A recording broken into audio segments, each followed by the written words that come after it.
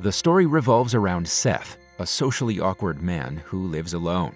In the first scene, we see him waking up in bed and getting ready for work. Seth is a severely introverted man who works at an animal control center. His job is to take care of the animals that are kept in the center. Apart from being a socially distant person, Seth loves his work and he is very attached to his animal buddies.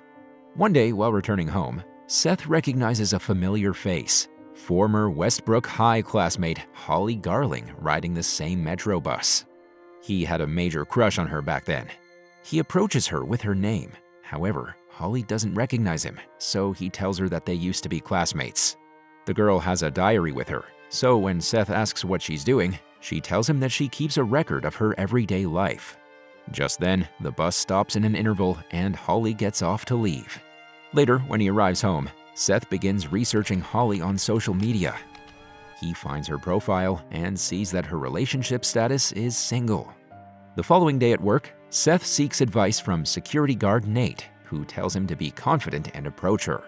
A nurse interrupts their conversation, telling Seth to bring over a German Shepherd to the doctor.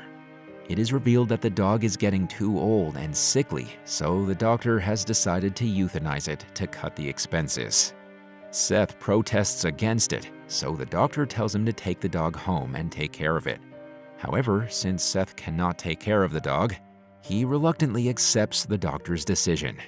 In the next scene, the doctor begins the euthanization process. He injects the poor animal with a lethal substance, and soon it stops breathing. Seth feels guilty, but he's unable to do anything. Later, he carries the dog's body and burns it. He then clears its name from the cage. While he's doing so, Seth notices a mysterious back room and goes inside out of curiosity. The scene abruptly cuts to Seth at home as he extensively researches Holly's online profiles. He starts to jot down her likes and dislikes and memorizes them to try and impress her. With the goal of getting her to go out with him, Seth stages an encounter with Holly at the restaurant where she's a waitress. Holly looks very beautiful, and he once again approaches her.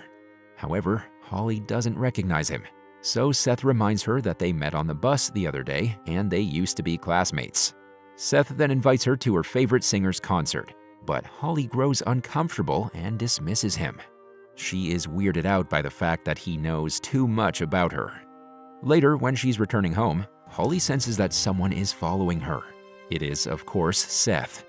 When she arrives there, she tells her friend Claire that someone was following her. However, Claire thinks her friend is only bluffing. A while after, Holly gets a phone call from her drunken ex-boyfriend Eric, who tells her that he misses her. Holly receives a bouquet at work the next day, and assuming they're from Eric, she goes to the bar where he works. But to her surprise, he tells her that it is not from him. Confused, Holly goes out to smoke, and this is when she's approached by Seth, who has been following her. He confronts her, revealing that he was the one who sent the flowers. Holly thinks he's a psychopath and asks him to leave her alone. Seth refuses to accept her rejection, and this leads to a physical confrontation. Fortunately, Eric arrives in the nick of time and throws Seth out of the bar. But the obsessed man is able to recover Holly's dropped writing journal following the altercation. He then spends the next several days reading the journal. One day at work, Seth goes back to the trapdoor leading to a room that he had discovered a couple of days ago.